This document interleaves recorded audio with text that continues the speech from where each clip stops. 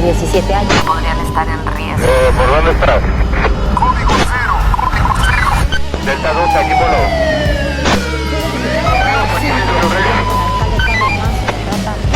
Sí, adelante.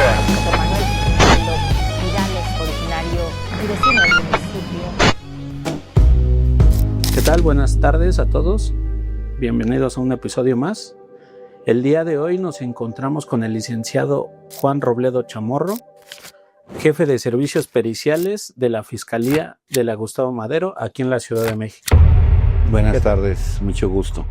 ¿Qué tal, perito? Mucho gusto. Mucho gusto. Pues agradecerle que nos tome en cuenta para esta entrevista y por su tiempo sobre todo. Muchas gracias, para servirle. ¿Qué tal, perito? Mire, la intención de este proyecto es dar a conocer las funciones de nuestros elementos de procuración, de impartición de justicia, iniciando por las policías, ministerios públicos y en su caso peritos, para dar a conocer a la gente en qué consisten las actividades de cada uno, ¿no? ¿Qué se necesita como tal? Bueno, más bien iniciando, ¿qué es un perito?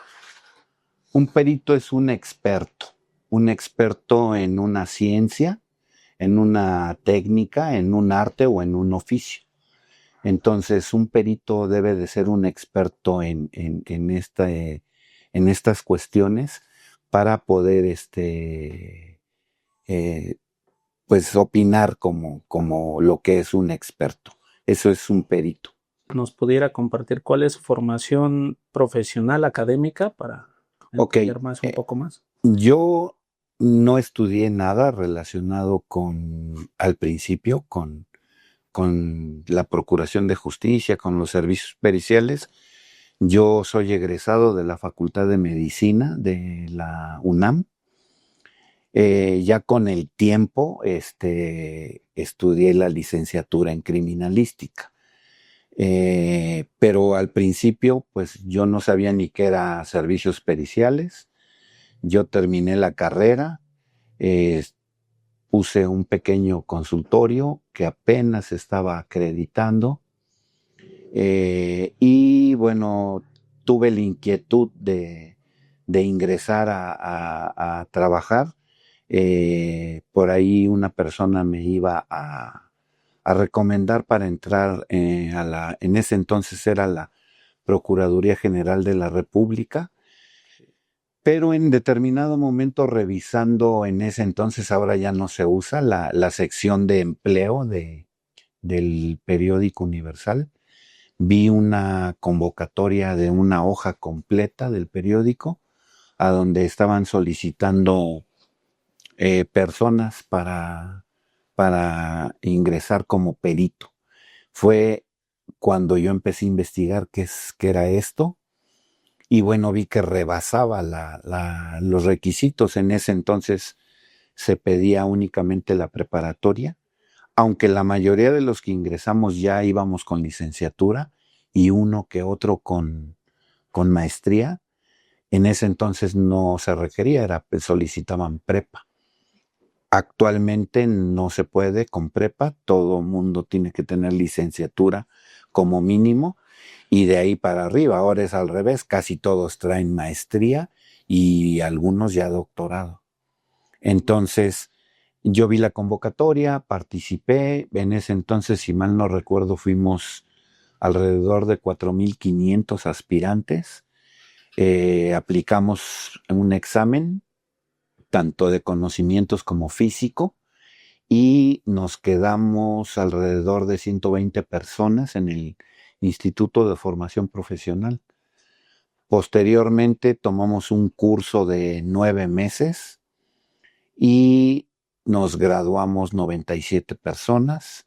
Y bueno, desde el año 98 formo parte de los servicios periciales aquí en la Ciudad de México. Es decir, ya trae trayectoria en este. ¿Cuántos años lleva de servicio? 28 años ya de servicio. Los primeros 10 años estuve como perito de campo, soy criminalista de campo.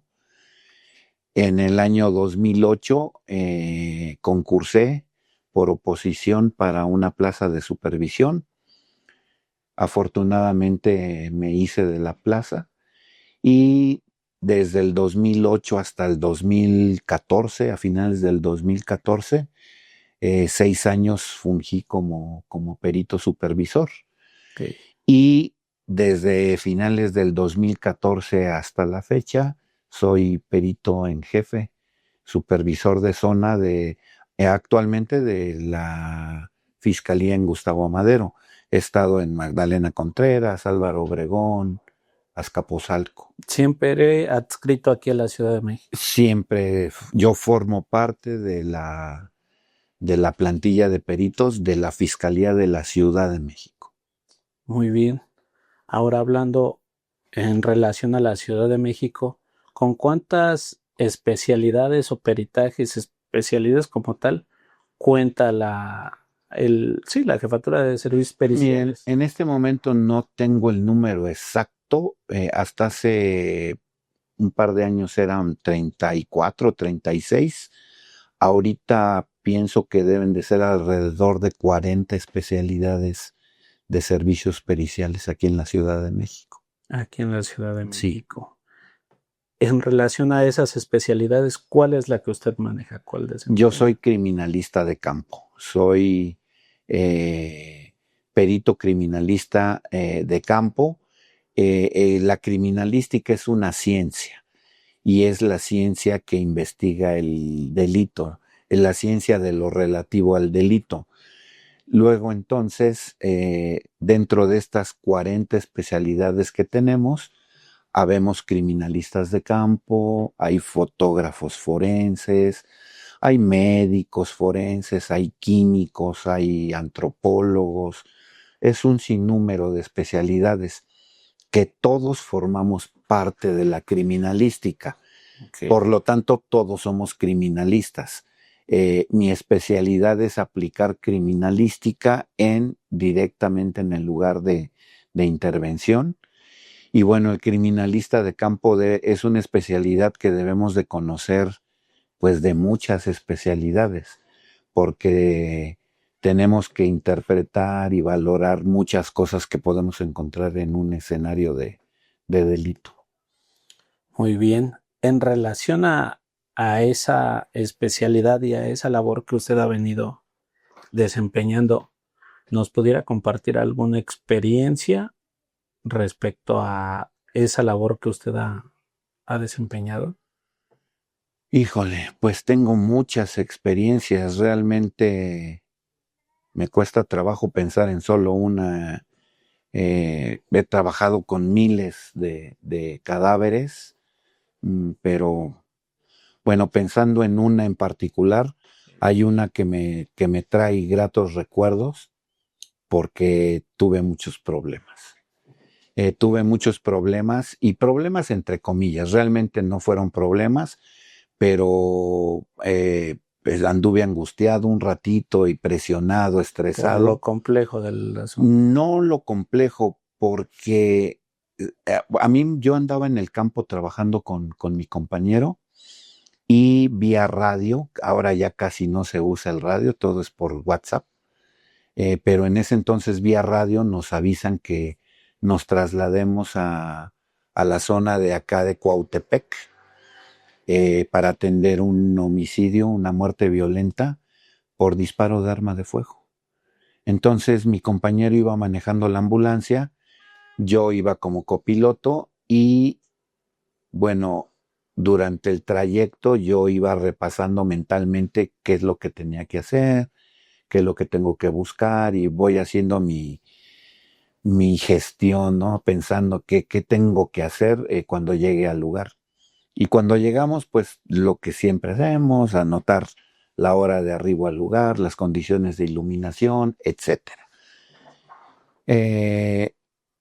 Encontramos algunos indicios en el interior del lugar y para no extenderme mucho, había un cadáver de una persona del sexo femenino, la cual tenía ciertas lesiones que a simple vista parecían por disparo de arma de fuego. no encontré armas en el lugar, no encontré casquillos, no encontré balas, no encontré nada. Y en particular tenía una lesión, una herida en la región frontal que parecía una herida por disparo de proyectil de arma de fuego y la cual hacía pensar incluso en un signo que se presenta cuando hay disparos de contacto, que es el signo de Hoffman, o golpe de mina, como se conoce. Todo mundo decía que le habían disparado. Yo vi el cadáver, lo examiné en el anfiteatro y hubo ciertos detalles en esa herida que me decían que no era una herida de bala, no era una herida por un proyectil. Y al revisar completamente las otras lesiones, corroboré lo que yo estaba pensando. Luego entonces, cuando se me ocurrió decir que no era una muerte por arma de fuego, sino que era una muerte por traumatismos, pues todo mundo se me echó encima, me dijeron que me iban a acusar con mi jefe y que le iban a decir al fiscal y que, bueno, fue una serie, por eso andaba yo presionado, pero a final de cuentas dije, pues no importa, yo puedo defender lo que estoy diciendo. Y me preguntaron, ¿y según tú, con qué le privaron de la vida? Y ya yo les dije, yo pienso que es un martillo. Y bueno, ya sabrán, todo el mundo me criticó, me dijo, y yo hice mi dictamen y manejé una muerte violenta muy probablemente con un martillo. 2 días después, estando de guardia a otro compañero, le hacen un llamado para hacer una búsqueda de indicios en un lugar relacionada con este hecho. Ya tenían un detenido que lo habían, lo identifican por medio de un retrato hablado que proporciona una vecina del lugar. Y bueno, esta persona refiere dónde tiró el arma. Se realiza la búsqueda de indicios, pues en ese entonces todavía acudía el Ministerio Público a los lugares. Va el Ministerio Público, van los peritos, van los policías, y bueno, cuando encuentran el arma con la que le privaron la vida, efectivamente era un martillo. Entonces, recuerdo mucho esta experiencia porque los indicios hablan, los indicios nos dicen qué es lo que ocurrió. Y si me dejo llevar por lo que cree la gente o lo que dice la gente, pues obviamente no vamos a hacer un buen trabajo, un trabajo técnico.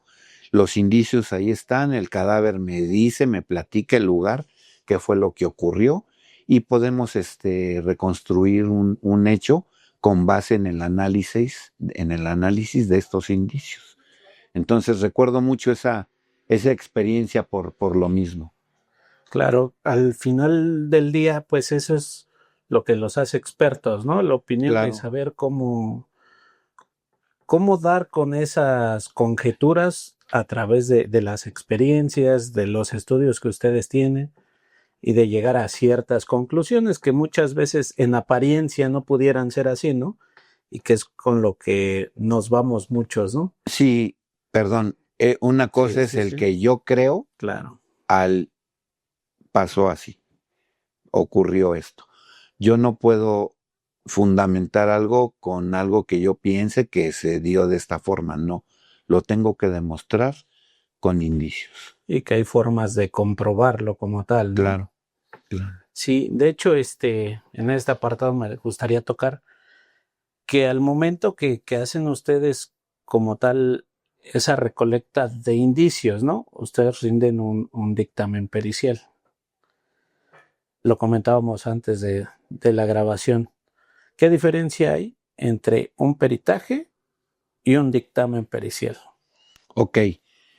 Algunas personas siguen confundiendo dictamen con peritaje y creen que el documento por escrito es un peritaje y no es así. El peritaje es el examen de un lugar, de una persona, de un hecho o un objeto, realizado por un experto, o sea, un perito en una técnica, en una ciencia, en un arte o en un oficio. Un ejemplo de cada punto de estos. Un peritaje del lugar es lo que observamos cuando va el perito a hacer su trabajo directamente al campo. Tenemos un robo a casa habitación, una muerte violenta por atropello. El perito va a peritar, va a hacer este examen del lugar al mismo lugar. Un peritaje de una persona, a lo mejor lo puede hacer un perito médico o el mismo criminalista cuando está examinando un cadáver en el anfiteatro. Ahí estamos haciendo un peritaje de... Sí, a la labor que está realizando en ese momento, ese es el peritaje. Un peritaje de un hecho, a lo mejor cuando me llega una carpeta de investigación y me solicite el agente del Ministerio Público que realice una posición víctima-victimario, una mecánica de hechos, tengo que hacer un análisis de la carpeta, de todos los elementos que hay de prueba en esta para poder emitir una opinión. Lo que ahí pudiéramos llamar de lo que es el metaperitaje que decíamos, que va más allá de hacer un solo peritaje, tomamos en cuenta muchas cosas. Y un examen de un objeto, por ejemplo, cuando me piden que determine o que analice un cuchillo y que le diga al Ministerio Público qué tipo de lesiones puede causar este objeto. Entonces, ese es el peritaje. El dictamen pericial es un juicio técnico, científico, especializado, emitido por un perito. ¿Por qué es un juicio? Porque es el juicio que está emitiendo el perito con base en su experiencia, en su conocimiento, para poder determinar una cosa. Digamos, el dictamen es el resultado del peritaje.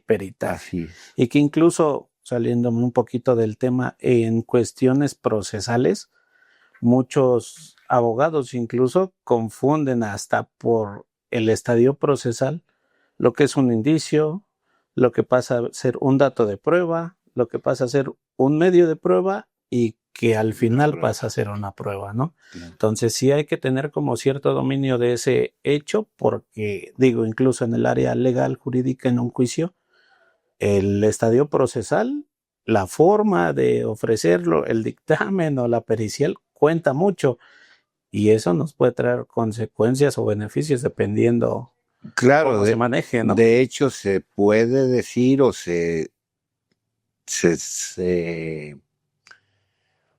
me fue la palabra, lo podemos decir o lo podemos sustentar que un abogado es un perito, claro, es un experto en leyes. Derecho. Y si confunde estas cuestiones, bueno, ahí deja un poquito que desear su experiencia o su expertise en el tema. Claro. Es por eso cuando a veces se generan problemas durante los juicios.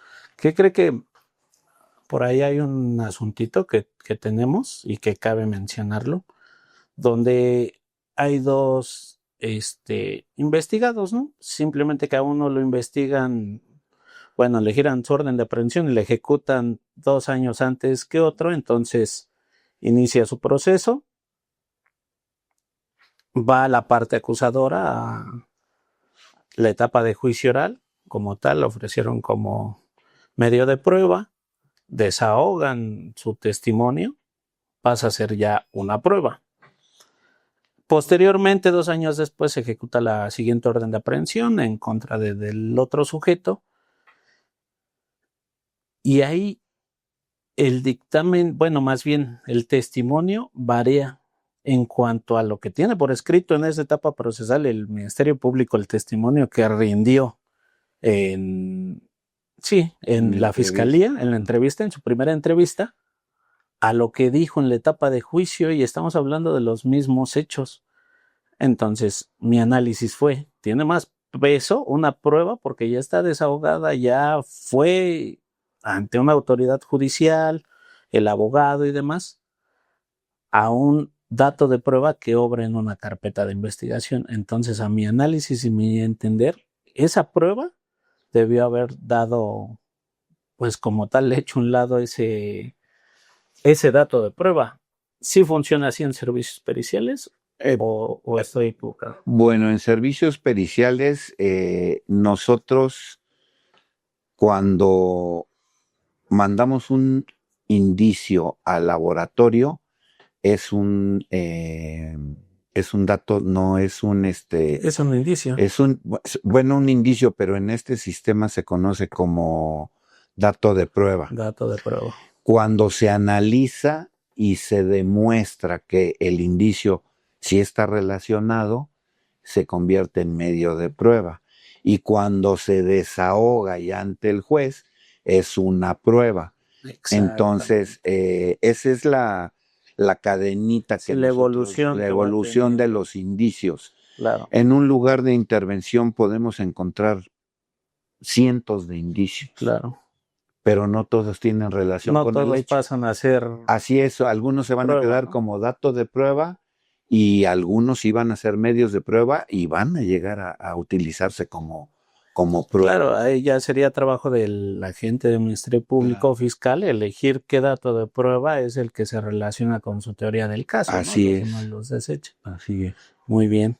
Es muy interesante todo esto, Perito, para dar a conocer todo lo que realmente y científicamente se lleva a cabo en un hecho delictuoso, ¿no? La investigación que hace, la metodología que tienen que utilizar ustedes inicialmente, porque inicialmente en ustedes radica la investigación que después va a utilizar el Ministerio Público y posteriormente en juicio y defensas, ¿no? En cuestión de su trabajo, son los primeros en intervenir una escena del crimen como tal. Claro, nosotros nos basamos en protocolos que tenemos, porque tenemos que cumplir con esa normatividad para que un asunto pueda llegar a buen puerto durante el juicio. Si desde mi intervención no me pongo guantes, estoy contaminando, etcétera, hago contaminación cruzada, bueno, lo más seguro es que esa intervención se vaya a la basura. Debemos de apegarnos a nuestros protocolos para poder cumplir con los requisitos. Nosotros, por ejemplo, en supervisión, supervisamos a los peritos de campo o a los peritos de laboratorio. Cuando se revisa su trabajo, nosotros supervisamos que cumplan con los dos requisitos que debe de tener un dictamen, que son los requisitos de forma y los requisitos de fondo. La forma es la estructura del dictamen, tal vez es un poquito lo menos importante, aunque es importante, y los requisitos de fondo son los que más peso tienen, porque es lo que me va a permitir estructurar conclusiones que tengan un fundamento técnico relacionado con este hecho que estamos investigando. Entonces, si yo cometo errores desde el mismo lugar, mi dictamen va a carecer de algunos elementos que son necesarios, y para eso existe la supervisión, para ver este dictamen a lo mejor no cumple con este requisito, y todo esto se hace en supervisión y en lo que es la fiscalía, sí. Entiendo. Ahora, Perito, un poquito ya dando el brinco hacia su persona, hacia su formación, nos comentaba sobre su rama, que es especialista en la búsqueda de personas desaparecidas. Bueno, fue lo que nos comentó. Yo estudié medicina, soy egresado de la UNAM, después estudié criminalística y hice un curso en el Instituto de Formación Profesional como perito criminalista de campo. Okay. En el año 2000 hice un curso de especialización en el INA y me formaron como, eh, el curso fue de antropología forense y nos formaron para buscar, encontrar fosas clandestinas y recuperar estos cadáveres enterrados. Enterrados o en superficie. Hay cadáveres que nada más abandonan en la superficie y algunos están enterrados. Entonces tengo esta especialización en antropología forense, nos entrenaron y nos capacitaron para buscar fosas clandestinas y podemos encontrar fosas a donde a lo mejor alguna persona está haciendo un día de campo. Mucha gente cree que buscamos cadáveres, no buscamos cadáveres, buscamos principalmente alteraciones en el paisaje.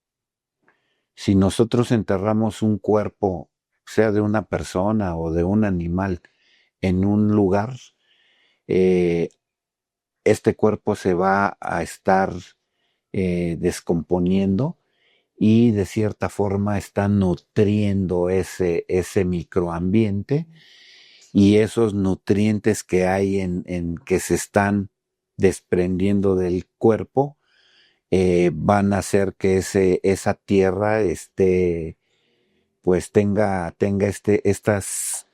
estos nutrientes que permitan que la vegetación crezca más alto, el color de las flores a lo mejor o de la hierba sea más intenso.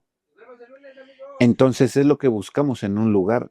Vamos y buscamos este tipo de cuestiones. Si en la periferia yo veo que la hierba está más baja y en una zona es más alta, hay flores con colores más intensos, hay alguna depresión, bueno, ese es un indicio que me puede hacer pensar que ahí hay algo. Y bueno, voy a aplicar algunas otras técnicas de búsqueda, como un detector de gases, un radar de penetración, un perro que detecte putrefacción. Hay muchas técnicas que podemos utilizar para detectar. El radar de penetración lo que hace es mandar ondas electromagnéticas a través de las capas estratigráficas del subsuelo que van a ir rebotando y no me van a decir aquí hay un cuerpo y es de sexo femenino o masculino. No, lo único que me va a decir es aquí hay una alteración en este lugar y la persona, el técnico que esté interpretando el estudio nos va a decir aquí hay algo y ya podemos hacer un pozo de sondeo, hacer algunas cuestiones para verificar si efectivamente ahí hay algo y si encontramos restos, bueno, recuperarlos. Porque no se trata de llegar con pico y pala o un trascabo y es aquí, vamos. No, hay que aplicar técnicas arqueológicas.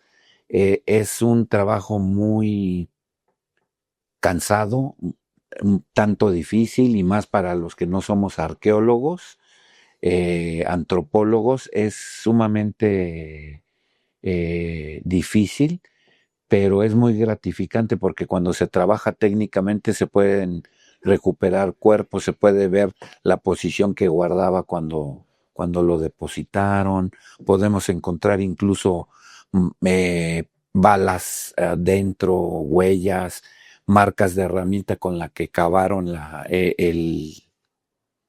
fosa, etcétera. Okay. Uh-huh. Muy bien. Nos platicaba también, digo, es muy interesante todo este tema, es muy novedoso y además yo creo que de interés general porque pues sí nos hace falta a todos conocer cuál es realmente la actividad que desempeña un perito y las agencias de investigación de nuestro país, ¿no? Hablando de la Ciudad de México, tiene un equipo de peritos muy vasto y muy preparado, a diferencia de otros estados, ¿no? Nos comentaba antes de esto que cree prudente que que haya una especialidad más aunado a esto que nos acaba de comentar? Yo estoy trabajando, ya tengo años trabajando con dos especialidades. Yo lo hago de forma particular. A mí me encantaría que pasaran a formar parte de Servicio. una oficina de servicios periciales, y la primera con la que empecé fue con criminalística subacuática. Yo me hice en algún momento la pregunta, bueno, ¿y todos los cadáveres los entierran o los tiran en superficie? Y empecé a buscar información, dije, tenemos mucha agua, México tiene más de 11,000 kilómetros de litoral, tenemos presas, tenemos ríos, tenemos cenotes, lagunas, hay muchos lugares con agua a donde yo considero que podemos encontrar indicios o restos humanos. Entonces, al ver que no existía, por lo menos en México, esta especialidad, empecé a trabajar, empecé a bucear, me certifiqué como buzo. En algún momento me invitaron a un congreso de periciales, de servicios periciales aquí en la Ciudad de México, y el lugar a donde se realizó había alberca, me pidieron que hablara del tema y hicimos un escenario en la alberca, metimos un camarógrafo para que viera cómo se procesaba un lugar, y este material lo subieron a internet, y afortunadamente por ahí lo vieron en Chile, y después me habló uno de los organizadores del congreso y me dijo, oye, te andan buscando de Chile.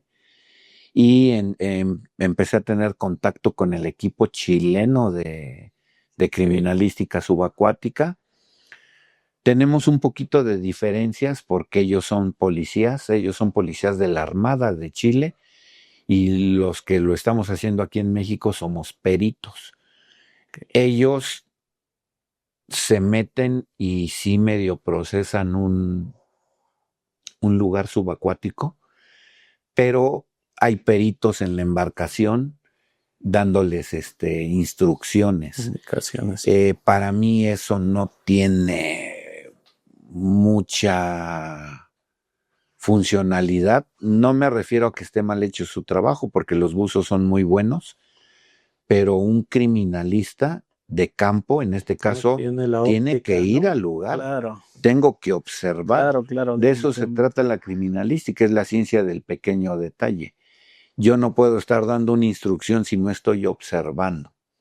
Entonces, mejor... No pueden buscar algo que no saben que están buscando, ¿no? O sea, no tienen el mismo ojo técnico y científico que... O a lo mejor lo encuentran, un arma de fuego, por ejemplo, pero no es lo mismo que sea procesada por un experto, claro, que por alguien que no tenga toda la experiencia.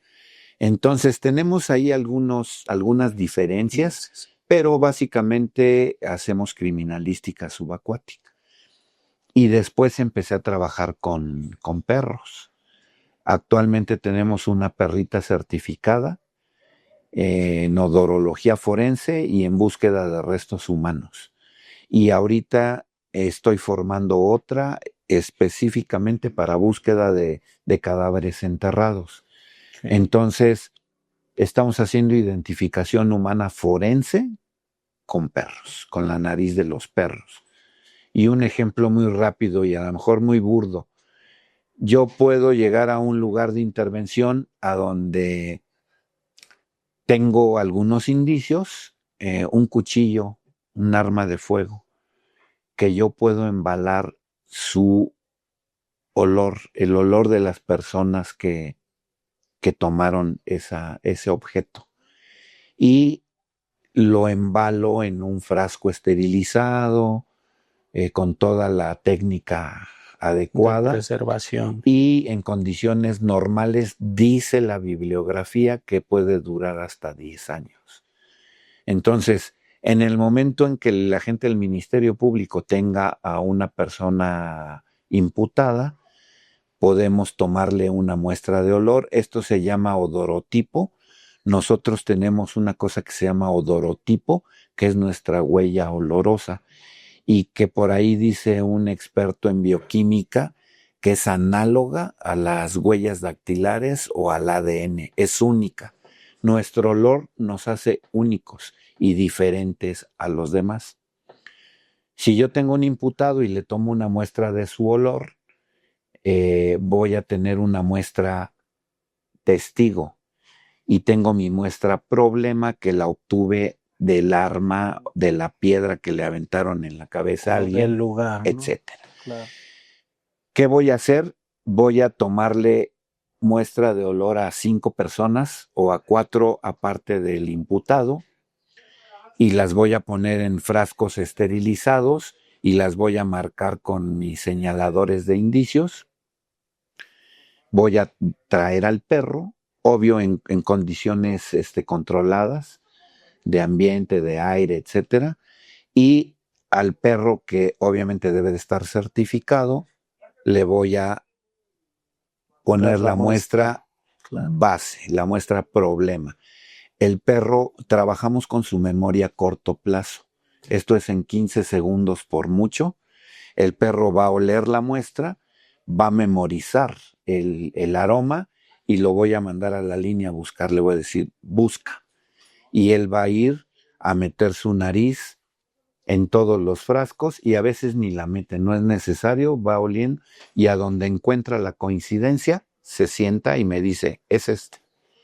Okay. Y es como si pusiéramos a 5 imputados o a 5 personas atrás de la cámara de Gesell. Es el reconocimiento. El reconocimiento y el testigo va a decir, es el número 3. El perro va a hacer prácticamente lo mismo, pero con su nariz. Y sin saber, sin estar... Y en otros países que ya se hace esto de forma legal, se tiene que hacer con 3 perros diferentes. Si no tengo 3 perros y es uno o son 2, el manejador se sale con el perro y el juez y los abogados se ponen de acuerdo y cambian las muestras, siempre todo bajo registro, para que el perro llegue y debe de dar el mismo resultado. Entonces, eso es lo que estamos haciendo y bueno, nosotros qué más quisiéramos que nos tomaran en consideración para que se pueda aplicar aquí en nuestro país, ¿no? Así es. Es una muy buena iniciativa y más pues con los hechos que se han venido suscitando, ¿no? Actualmente y que no es únicamente para la Ciudad de México, sino hay entidades federativas que yo creo que lo ocuparían muchísimo más porque son más extensos en territorio, a lo mejor en población, pero en índice delictivo de esta índole es mucho más creciente en otras entidades que en la Ciudad de México. Entonces, sí nos serviría que se aplicara en el país como tal. Pues ojalá y en algún momento lo podamos hacer. Nosotros queremos aportar ese granito de arena para las ciencias forenses. Y qué bueno que sea parte de las personas que realmente se interesen y que sin afán de otra cosa, sino expandir el conocimiento de su materia, sigan investigando y sigan aportando a este mecanismo de investigación de los delitos que tenemos. Muchas gracias. Nos comentaba de su libro, Perito. Sí, me atreví estoy escribiendo desde hace mucho tiempo. Estoy haciendo un libro muy ambicioso de criminalística, es muy técnico. Voy un poco retrasado por tantas actividades que tengo, pero es algo que quiero terminar. He dado clases durante mucho tiempo y me he dado cuenta que hay alumnos que estudian criminalística y que batallan mucho para conseguir información y buscan en un libro, en otro. Yo estoy intentando hacer un libro a donde el alumno tenga anatomía para criminalistas, que tenga, no sé, cómo se trabaja un lugar de intervención, cómo se embala un objeto, cómo se hace una cadena, que en un solo libro o en una colección de libros tengan la información que ellos necesitan para hacer un buen trabajo de campo. Okay. Eso es en lo que estoy trabajando, pero obviamente tengo muchas historias que contar. Me atreví a tocar un poquito fuera de lo científico. Hay cosas que no tienen explicación, o al menos yo no las puedo explicar, pero ahí están. Me han sucedido, ahí las tengo, y me atreví a escribir sobre esto. No sé cómo lo van a tomar. Hay gente que está leyendo la novela y les encantó. Hasta ahorita no hay alguien que me haya cuestionado, criticado algo. Seguramente va a haber algún escéptico. El libro tiene una sorpresa en un capítulo. Puse un código QR a donde van a poder escanearlo y los va a redirigir a un enlace en YouTube, a donde van a poder ver un fragmentito de 9 segundos de un video y van a escuchar algo. No lo voy a espolear, lo tienen que ver, y esa es la evidencia de lo que estoy escribiendo en la novela, que no lo estoy inventando, ahí están. No me pregunten por qué, porque no lo sé, no sé. Ahorita estoy en la fase de investigación de qué es esto. Espero que lo puedan en algún momento leer, escuchar, porque es algo que ahí está, y yo sé que va a empezar a haber expertos que van a empezar a hablarme de sus propias experiencias. Claro, eso es lo que... Entonces, sí, esta es la novela. Le agradezco mucho, Perito. Esa es la novela, y bueno, está teniendo ahorita buena aceptación, se está moviendo muy bien, y ojalá y les guste. Es prácticamente experiencias personales mías desde muy niño hasta la actualidad, y que tienen relación con parte de lo que hago en este trabajo. Ok, les comparto un poquito. Nadie más puede entrar. Es el título para que lo busquen, y la recomendación ya está hecha, ¿no? Muchas gracias. Bueno, Perito, pues le agradezco mucho su tiempo, compartirnos sus experiencias, y pues aquí estamos, Perito. Muchas gracias, para servirle.